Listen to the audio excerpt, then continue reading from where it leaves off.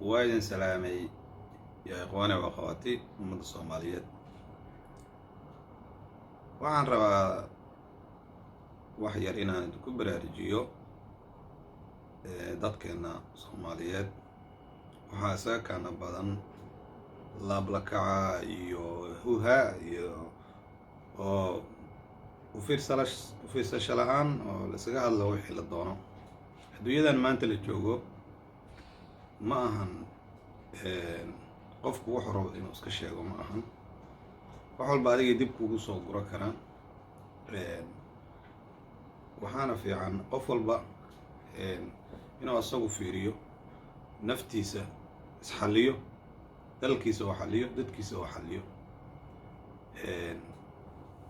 waxyaalahan dhacaya iyo dagaaladan adduunka socda iyo waxaan adduunyada isku haysta iyo dowladahan is haysta, qof walba dantiisa uu dagaalama iyo dalkiisa.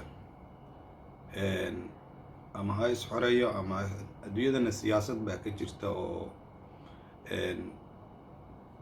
qofba dhinac u jiidayo. laakiin wax walba waxaa ka fiican in anagu hoos ku fiirino.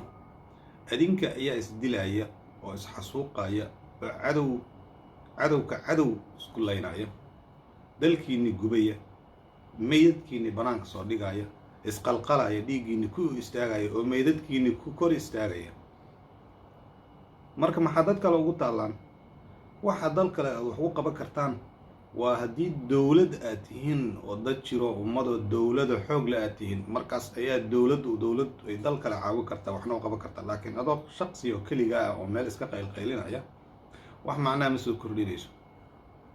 marka waxaan kula tali lahay inaa xoogaay caqligiinu koro oo dalkiina iyo dowladdiina aad dhisataan ayaa idin rajaynayaa, oo dowladnimo ka shaqaysaan iyo dadnimo iyo inaa wax noqotaan oo ummad noqotaan. intaasaan raba inaan idiin sheego. asalaamu calaykum waraxmatullahi wabarakatu.